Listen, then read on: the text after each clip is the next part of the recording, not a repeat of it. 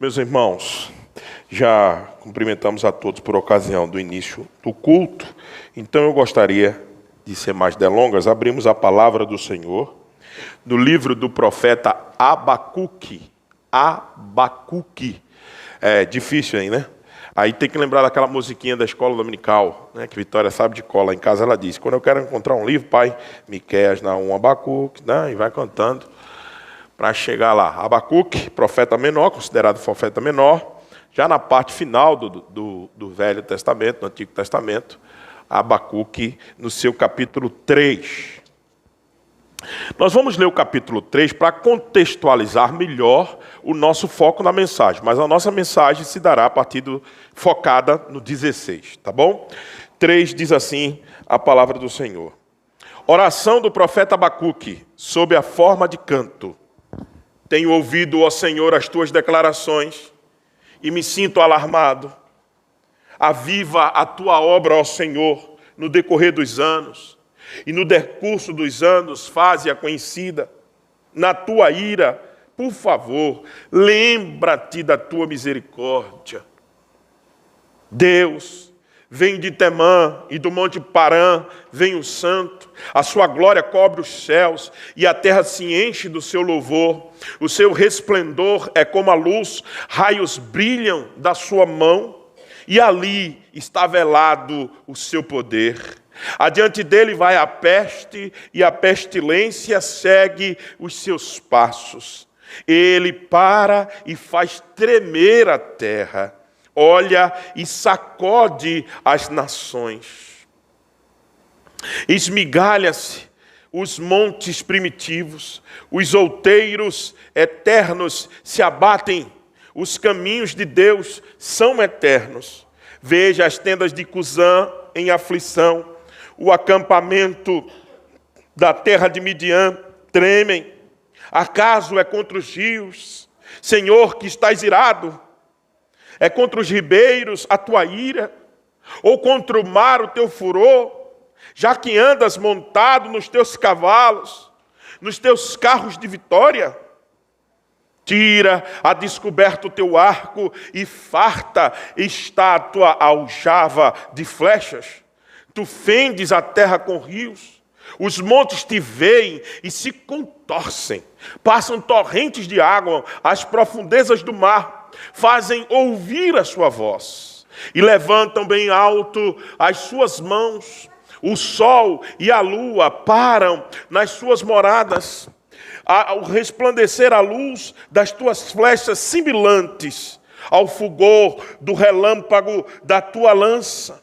Na tua indignação marchas pela terra, na tua ira calças os pés das nações. Calcas os pés das nações. Tu sais para o salvamento do teu povo, para salvar o teu ungido. Feres o telhado da casa do perverso e lhe descobre todo o fundamento. Transpassas a cabeça do guerreiro do inimigo com as suas próprias lanças, os quais, como tempestades, avançam para te destruir, me destruir. Regozija-se como se estivessem para devorar o pobre às ocultas. Marchas com os teus cavalos pelo mar, pela massa de grandes águas. Ouvi-o, e o meu íntimo se comoveu. A sua voz tremeram os meus lábios. Entrou podridão nos meus ossos, e os joelhos me vacilaram, pois em silêncio devo esperar o dia da angústia que virá contra o povo que nos acomete. Ainda que a figueira não floresça, ainda que não haja fruto na vide, que o produto da oliveira minta e os campos não produzam mantimento, as ovelhas sejam arrebatadas do aprisco e nos currais não haja gado, todavia eu me alegro no Senhor, exulto no Deus da minha salvação. O Senhor Deus é a minha fortaleza e faz os meus pés como os da corça e me faz andar altaneiramente ao mestre de cântico para instrumento de 10 cordas. Que o Senhor aplique a sua palavra, meus irmãos, em nossos corações. Nós estamos alarmados com muitas coisas que têm acontecido na nossa nação. E muitas vezes nós estamos como o profeta Abacuque, sem entender. Nós estamos como a descrição do capítulo 1, do verso 1 em diante. Sentença revelada a Abacuque. Até quando, Senhor? Até quando derramarei eu? Clamarei eu e tu não me escutarás? Gritar-te-ei violência, violência, Senhor, e não salvarás? Porque me mostras a iniquidade e me fazes ver a opressão? Pois a destruição e a violência estão diante de mim, a contenda, o litígio se suscita.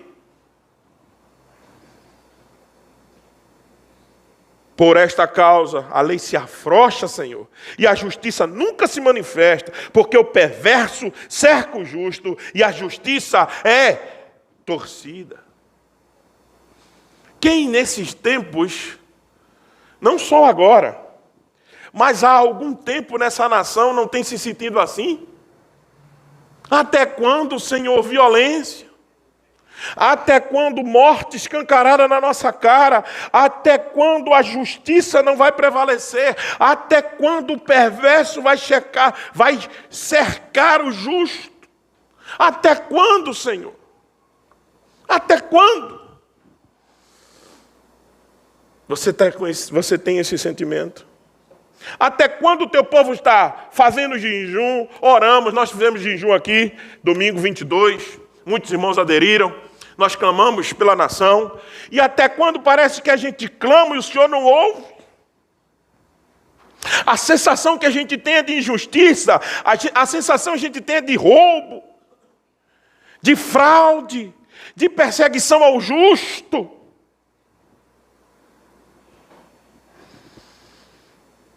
Mas eu queria, no raciocínio de Abacuque, neste livro, junto com este raciocínio, chegarmos no ápice do final dele, que é onde está a resposta para nós. Eu queria conduzir-nos rapidamente, bem pontualmente, nesse diálogo de Abacuque com Deus. O diálogo inaugura-se com Abacuque dizendo essas palavras: até quando? Até quando eu vou orar, o Senhor não vai me atender? Até quando eu vou gritar violência e o Senhor não vai me salvar? Até quando, Senhor? Quem aqui não teve esse sentimento já? Quem aqui não entendeu as coisas que Deus faz? E deixa eu logo começar introdutoriamente dizendo para você: Deus não tem compromisso com aquilo que a gente gosta. Deus não tem compromisso com as suas preferências. Deus não tem compromisso nenhum com aquilo que você pensa que é melhor para a nação. Deus não tem compromisso com isso. Deus tem compromisso com o planejamento, o projeto, o plano que Ele está executando nesse momento. E muitas vezes nós queremos tirar o plano da mão de Deus, o plano gestor, e dizer assim: deixa eu dar uma melhoradinha aí, Senhor. Deixa eu botar um item a mais no seu checklist. O Senhor está esquecendo desse detalhe. O Senhor parece que não está vendo algumas coisas. Se você pudesse ter o diálogo que Abacuque teve com Deus, será que nós íamos ter outro tipo de conversa com Deus, a não ser essa mesma conversa que Abacuque está tendo aqui? Agora se prepare para a resposta que Deus lhe dará. Olha o que Deus disse a Abacuque: vede, entre as nações olhai, maravilhai-vos e desvanecei. Porque eu realizo em vossos dias obra tal que vós não crereis, quando vos for contada. O problema é que a dimensão da obra do Senhor é muito grande. A dimensão do que Deus está fazendo é maior do que a nossa percepção. É por isso que nós ficamos assim, porque a nossa visão é limitada. A nossa visão não enxerga 15 metros à frente.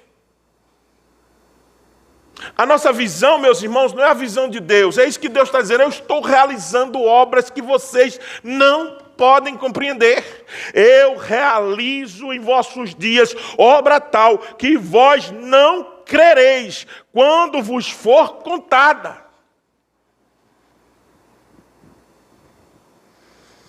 Pois eu que suscito os caldeus. Ah, não, Senhor. Caldeu. Você sabe o que é caldeu, meu irmão? Os caldeus, Senhor, o Senhor vai usar os caldeus. Sabe o que é caldeu? Caldeu é um exército mais maligno que existia na terra. O exército dos caldeus, ele não tinha satisfação de matar. Ele gostava de trucidar, cortar em partes a pessoa, colocar as vísceras para fora. Caldeus era desse jeito. Não, mas uma flechinha não. Uma flechinha é pouco, tem que cortar a cabeça. Tem que dividir o corpo em partes. Uma flechinha para matar uma... Não. E veja o que Deus está dizendo aqui para Abacuque. Sou eu que estou levantando os caldeus, nação amarga e impetuosa. Eles não perdoam. Com os caldeus não tem isso, é para matar mesmo. É para trucidar. Deus está dizendo assim, sou eu que estou fazendo isso. Eu mesmo. Então aprenda, Deus não tem compromisso que isso vai lhe agradar, não. Deus não é um animador, ou um entretenimento, ou um palhaço de picadeiro para estar animando a nossa vida, não. Não. O Senhor é o Deus todo soberano, todo poderoso, Criador dos céus e da terra. E Ele pergunta a nós, como pergunta a Isaías, vocês estavam aonde quando eu lancei o fundamento da terra? Onde é que vocês estavam? Se vocês sabem mais do que eu, cheguem para mim, façam a demanda de vocês, Isaías 41, 21. Digam o que está aperreando vocês aí.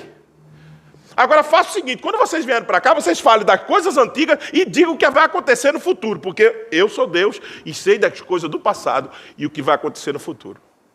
Se vocês sabem, vocês vêm discutir comigo.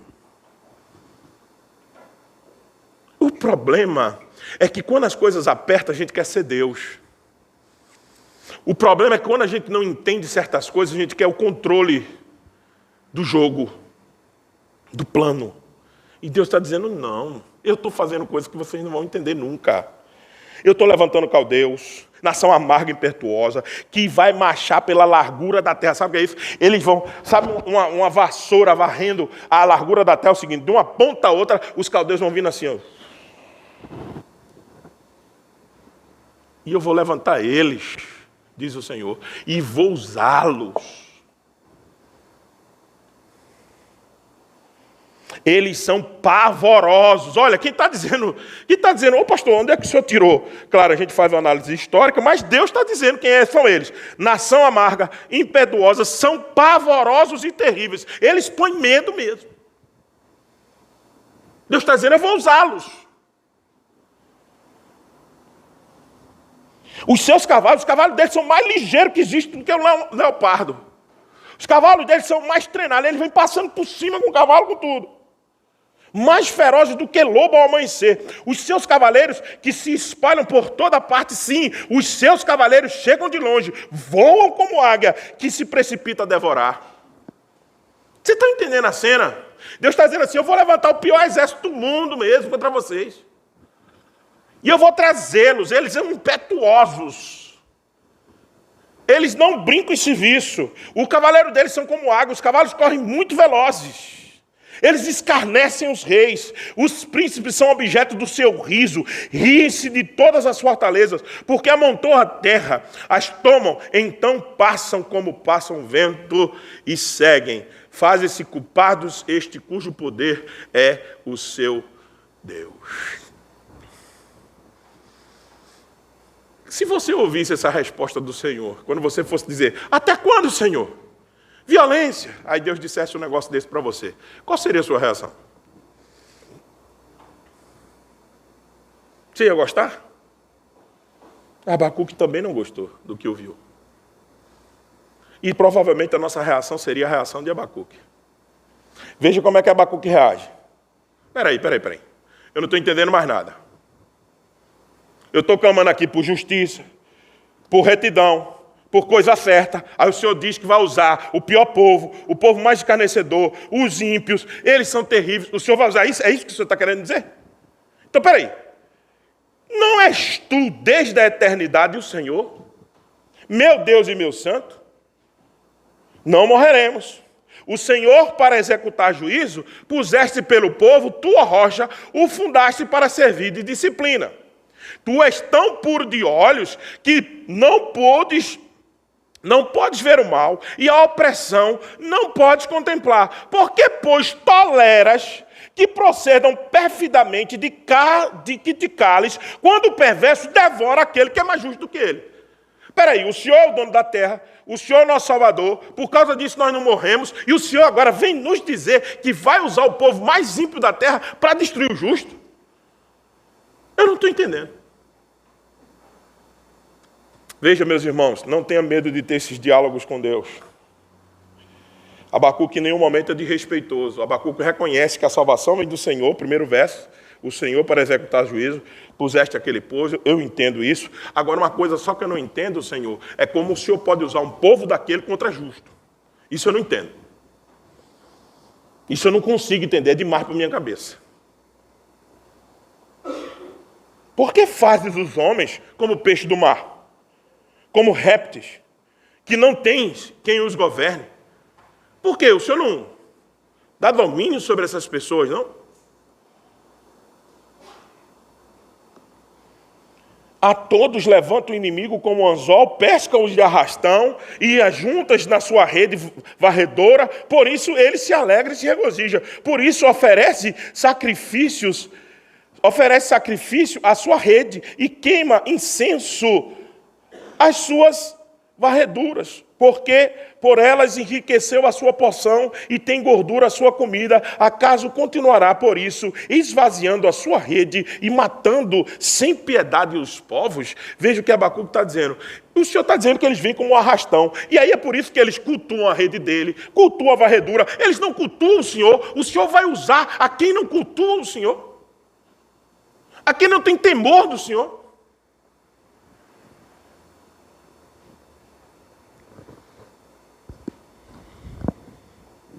E nesse momento eu quero destacar que as minhas intervenções com o texto de Abacuque não têm absolutamente nenhum caráter de apoiar ou desapoiar os resultados da eleição no país. Minha intervenção com Abacuque é para continuar mostrando para nós, como povo de Deus, que independente de resultado A ou B, o Senhor continua governando todas as coisas. Esse é meu ponto. Esse é meu ponto. Vocês me conhecem e sabem. Quem quiser ver como é que eu orientei a nossa igreja, está lá. 6, 7 estudos no canal do YouTube. Eu orientei sempre com isenção de partidária, mas nunca com isenção de princípio bíblico. Se os princípios estabelecidos nas Escrituras apoiará a gente votar no candidato A ou B, eu não tenho problema com isso. Já disse isso aqui. Problema seu. Agora eu vou continuar daqui a 4 anos defendendo os mesmos princípios. Daqui a 4 anos, mesma coisa vocês vão ouvir. Se eu estiver aqui, obviamente, e se estiver vivo. Então entenda, o que eu estou querendo mostrar para vocês nesta manhã é que você pode discutir com Deus? Pode. Você pode dialogar com Deus? Pode. Mas você vai entendê-lo? Nem sempre. Você vai gostar? Não. Agora ele vai continuar, ele vai deixar de fazer porque você fez birrinha com ele? Não. Ele vai mudar porque você vai fazer greve com Deus e diz assim, pronto, então não vou mais para a igreja. Problema seu. Ele não vai mudar se você fizer greve de fome, greve disso, greve daquilo. Não interessa. O que ele está fazendo, ele vai continuar fazendo. Agora, isso não quer dizer que a gente não tem que assumir nossas responsabilidades. Tenho dito isso para a igreja. Vamos assumir as nossas responsabilidades de fiscalizar, de cobrar, de querer coisa justa nesse país. Sim, essa é a nossa responsabilidade. Agora, Deus vai deixar de fazer o que ele está fazendo? Não. Abacuque disse tudo isso. Sabe qual foi a resposta? Veja. Veja o verso capítulo 2. Por-me-ei, diz Abacuque. Então já que é o seguinte, já que o Senhor vai usar esse povo, eu vou me pôr de vigia. Colocar-me-ei sobre a fortaleza e vigiarei para ver o que Deus me dirá e que resposta eu terei à minha queixa. Tem gente assim. Então agora eu vou ver o que Deus vai fazer. Estou de vigia aqui, estou de tucalha. Tiver um erro, eu aponto. Tiver um erro, eu grito.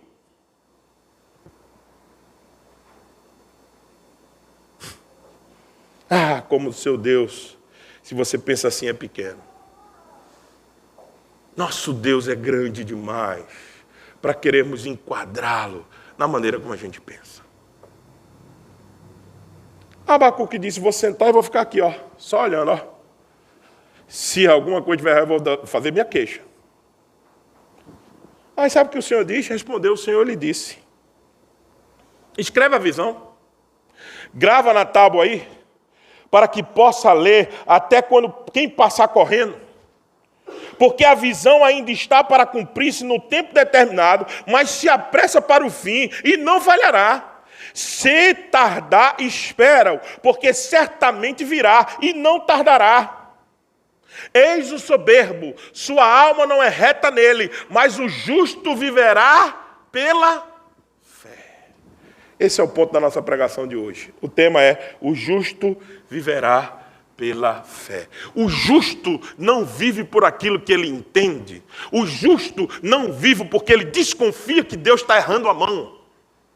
O justo não fica melhor ou pior porque ele está chateado com modus operandi de Deus. Não. O justo não vive pelas circunstâncias que movem esse mundo. O justo vive por fé. E fé é a certeza, diz Hebreus capítulo 1, verso 11, verso 1. É a certeza, a convicção de fatos que se esperam, a certeza daquilo que não se vê. Fé é apenas e tão somente crer no controle de Deus sobre todas as coisas.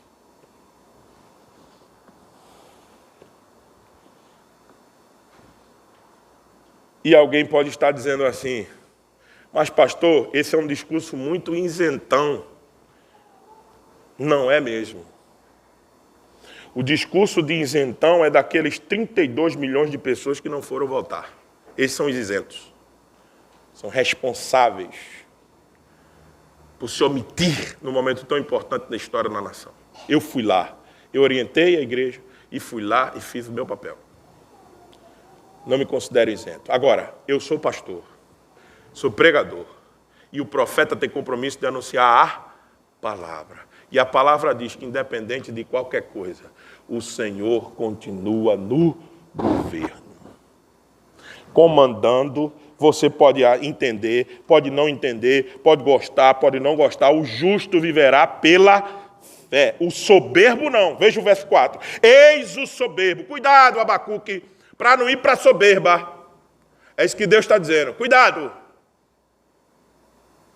Você lamentar com Deus, questionar a Deus, trocar ideia com o Senhor em oração, amém.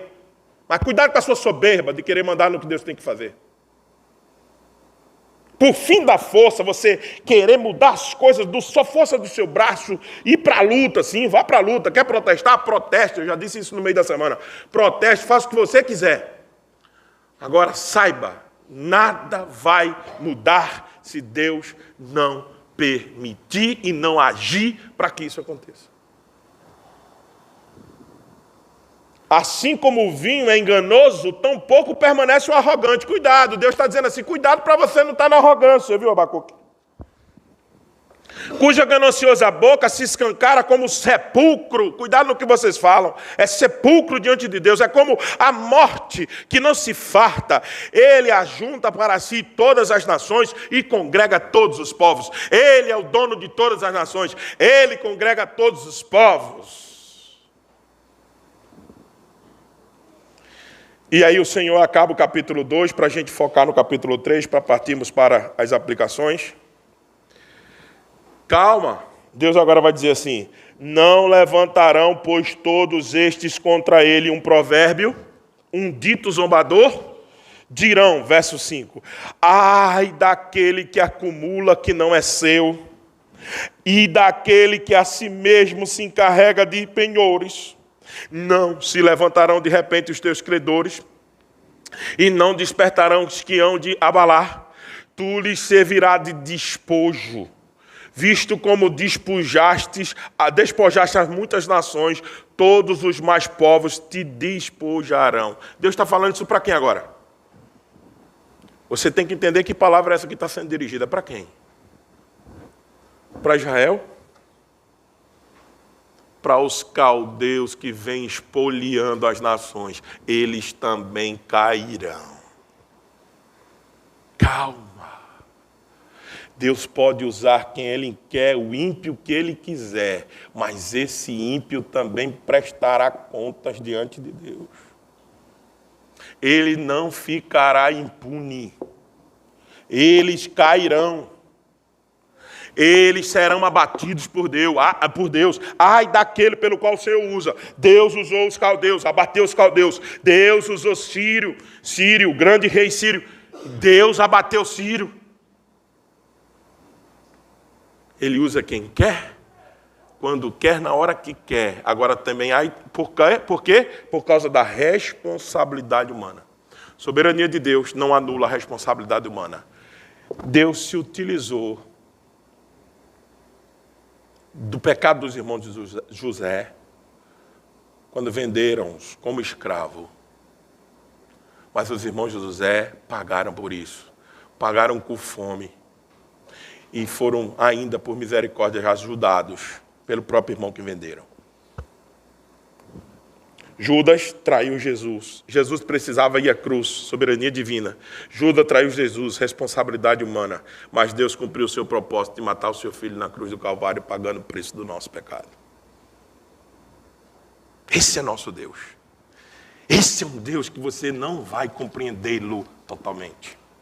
Esse é um Deus porque, por mais que você prescrute, você não o entenderá.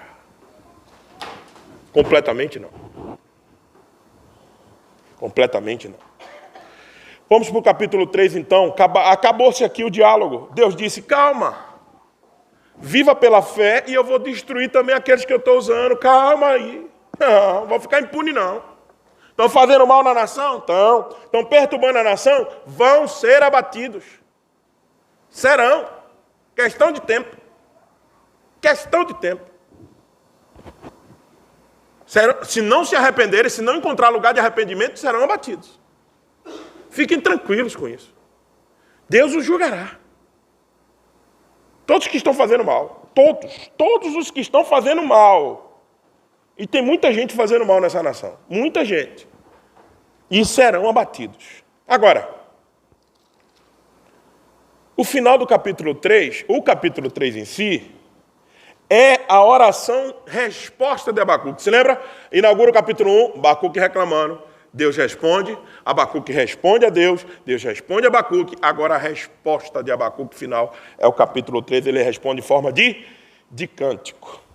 Veja que Abacuque entendeu, e do verso 2 até o verso 15, ele faz uma descrição reversa de como os caldeus viriam. Viriam nos seus cavalos, viriam como resplendor, como a luz que raia nas suas mãos, velados de poder. Ele vai descrevendo tudo isso. Mas só que ele não diz agora que são os caldeus. São quem? Deus. Abacuque está dizendo, é o Senhor então que vem nos cavalos, é o Senhor então que vem usando os caldeus, é o Senhor. Ele pega aquela visão da guerra do capítulo 2, capítulo 1, e agora ele transporta para Deus e diz assim, então é o Senhor que vem. Mas ele chega no verso 16, e ele diz assim, ouve-o, e o meu íntimo se comoveu. Ouvi-o, e o meu íntimo se comoveu. As suas vozes tremeram os meus lábios. Entrou a podridão nos meus ossos. E os joelhos me vacilaram. Pois em silêncio devo esperar o dia que virá contra o povo que acometeu. Que me acomete.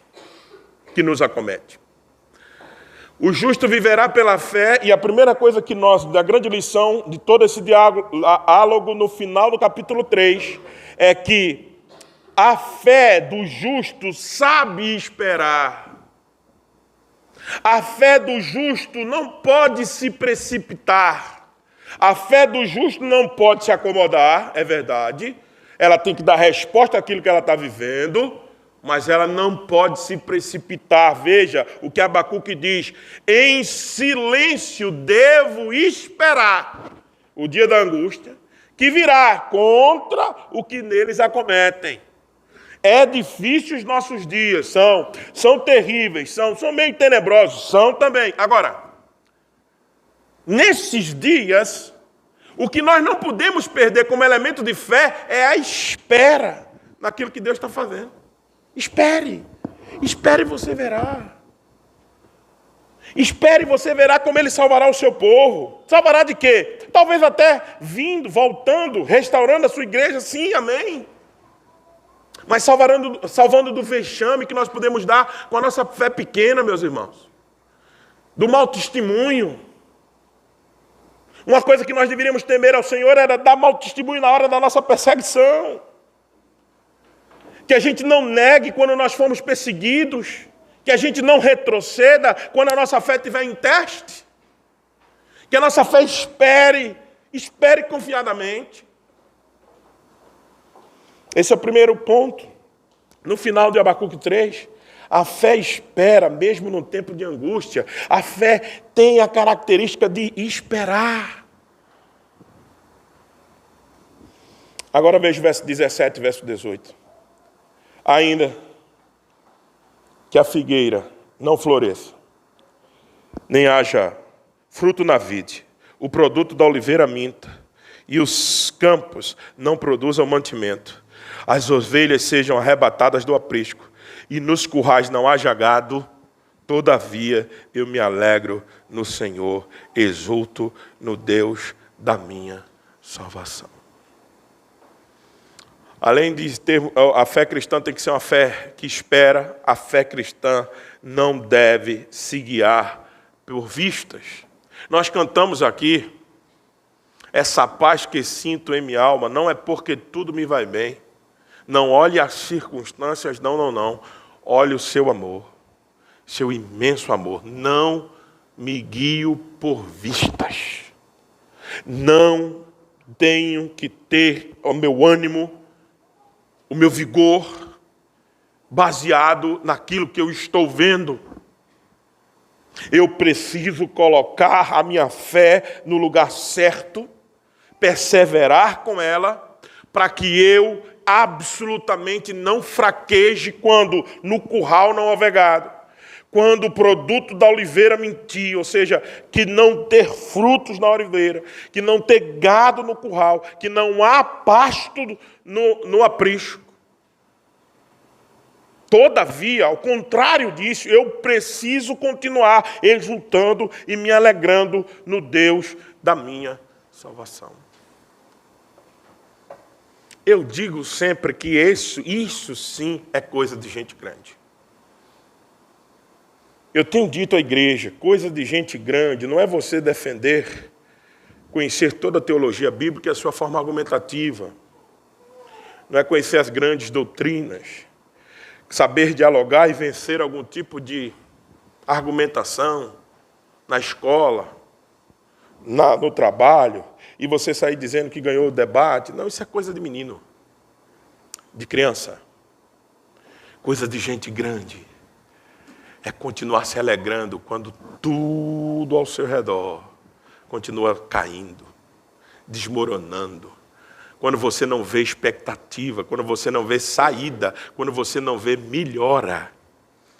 Isso é coisa de gente grande. É como o apóstolo Paulo, e eu louvo a Deus pela vida do apóstolo Paulo, ele me ensina muito. É quando você for apedrejado porque você levou uma palavra, quando levou o evangelho a uma cidade, você é apedrejado, escorraçado, botado para fora da cidade, você se levantar, bater o pó e voltar para dentro dela, por amor às almas. Isso é coisa de gente grande. Isso é coisa de gente que está vivendo com Deus. É quando você não vê, veja, aqui a gente está falando de necessidade básica, é fruto da oliveira, gado, é comida, é a carne, é o alimento. Quando você não vê essas coisas básicas da vida tendo à sua disposição e você continuar dizendo, louvado seja o Senhor, porque Ele cuida de mim mesmo na escassez. Que diga o povo que enfrenta muitas dificuldades, todos nós enfrentamos, mas o povo mais sofrido, que tem às vezes privações de alimentos básicos necessários, e vez por outras a graça do Senhor vai lá e cuida deles. Eu me lembro de Jesus dizendo, olha, os animais, os pássaros, eles não têm onde juntar em celeiros.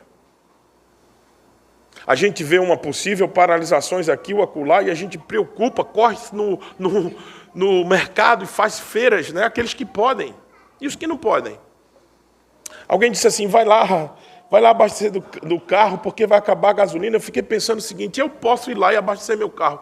E os que não podem, que precisam trabalhar? Meus irmãos, a gente vive essas realidades mais perto de nós do que a gente imagina. Mais perto de nós, diga a nossa irmã Célia, que trabalha no serviço social da cidade, certamente tem história para nos contar, e ela compartilha com a gente lá no PGO, de lá do Alto do Lago. Eu vou falar para você uma coisa, a gente vive essas realidades muito mais perto do que nós possamos imaginar. Tem gente que não tem o fruto da oliveira e o gado não está no aprisco, não está no curral. E como é que faz? Desacredita de Deus?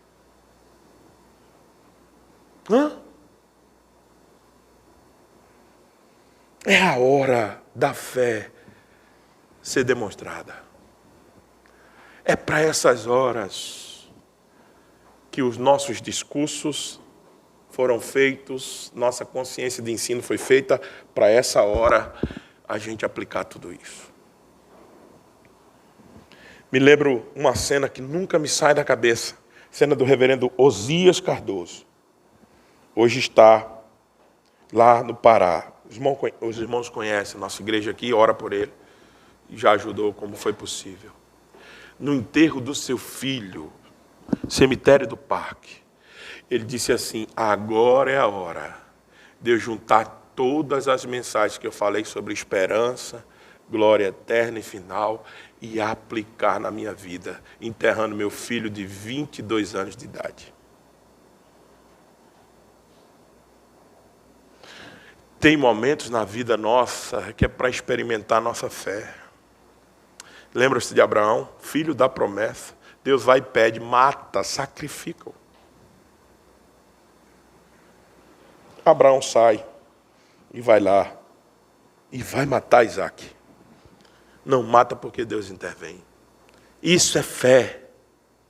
Isso é a certeza, a convicção do que eu não estou vendo, mas eu sei que Ele está no controle. É a convicção de fatos que se esperam, a certeza de coisas que se não veem. Isso é Hebreus 11:1 aplicado na prática. E por fim, terceira característica da fé. O justo viverá pela fé. Primeiro, uma fé que espera, uma fé que não se baseia nas circunstâncias e uma fé que tem conhecimento do seu objeto. Veja o verso 19, Abacuque não está entendendo, Abacuque não sabe, Abacuque está meio perplexo ainda, porque Deus está usando os caldeus. Deus disse, o justo viverá pela fé, e escreva numa tábua, para que todo mundo que esteja passando veja, o justo viverá pela fé. Veja, Martinho Lutero despertou a reforma protestante, que a gente comemorou segunda-feira agora, passada. Martinho Lutero despertou o grande avivamento da igreja, ou ele não, o Espírito Santo, através dele, despertou o grande avivamento da igreja por causa de Abacuque, capítulo 2, verso 4, citado por Romanos 1:17. Quando ele se encontra com esse texto, ele entende e diz, não é pela penitência que eu faço, não é a quantidade de oração que eu vou, não é porque eu esfrego o chão dos mosteiros, não é porque a minha mão está cheia de sangue. Tem passagem que Martinho Lutero disse que a mão estava cheia de sangue, de tanto se esfregar para ver se limpava o seu pecado. Não é por nada disso. Não é pelo que eu faço, é por Ele. É a fé dele, nele. É por isso que Abacuque diz, o Senhor Deus é a minha fortaleza. Depois de toda essa discussão, de todo esse diálogo, de todas essas coisas que a gente não entende, você precisa continuar afirmando, eu também, o Senhor Deus é a minha fortaleza e faz os meus pés como os das corças e me faz andar altaneiramente. Louvado seja Ele por isso, meus irmãos.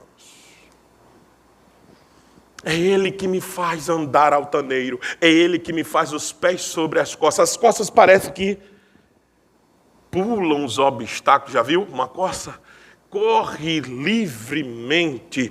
É Ele que me faz andar com os pés como a corça e andar altaneiramente. Porque Ele é o objeto da minha fé. A minha fé está concentrada nele. Não no que eu estou vendo. Não no cenário tenebroso que talvez esteja esperando pela igreja de Cristo. Não mesmo. Não é isso que deve guiar a nossa existência. O Senhor nosso Deus é a nossa força, é a nossa fortaleza. Que o Senhor nos ajude. Não sabemos o que acontecerá no nosso país, não mesmo. Os sinais são sombrios.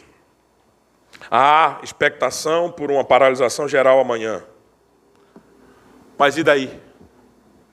Há rumores de fraude, intervenções, anulações. Mas e daí? Meu Deus e o seu Deus está fazendo coisas grandes que nós não podemos entender. E nem vamos gostar, hein? Deus não tem compromisso com o seu gosto pessoal. Não mesmo. Isso é soberania, é deixar Ele ser Deus. Deixe Deus ser Deus. Ele age como Ele quer. Agora, eu posso, com a minha responsabilidade, criticar, protestar, denunciar, posso. Mas sabendo que o Senhor continuará levando a bom termo o que Ele está fazendo e ninguém muda isso. Que Deus nos ajude, que Deus nos abençoe, que nos dê calma, esperança de que o Senhor vai abater os inimigos da fé e vai sempre salvar o seu povo. Mesmo que o seu povo tenha que passar por dificuldades grandiosas, tribulações terríveis, mas o Senhor na angústia e no sofrimento, Ele estará conosco, meus irmãos. Isso é o que nos consola. Amém? Vamos orar. Senhor, nós te louvamos e te bendizemos por tua palavra. Adoramos o teu nome por tudo que és, por tudo aquilo que o Senhor tem feito por nós. Continue, ó Deus, nos dando a certeza da nossa fé no objeto certo, que é no Senhor. Que a gente saiba esperar. Que a gente não olhe para as circunstâncias que estamos vivendo e que os nossos pés não resvalem. Que a gente tenha sempre um sentimento crítico de analisar, de protestar, de falar, de aconselhar, mas sabendo que tudo isso está debaixo do teu controle e nada escapa da tua boa mão. Nos faz acalmar, Senhor, no tempo que estamos vivendo, tenha misericórdia da nossa nação, dirija os nossos passos, fique conosco, nos livre do mal. Mas para quê? Para que a gente possa pregar o teu evangelho. É o objetivo pelo qual a gente pede paz, Senhor. Paz, paz, para que a gente possa anunciar o evangelho do Senhor Jesus. A nossa oração em nome de Jesus. Amém.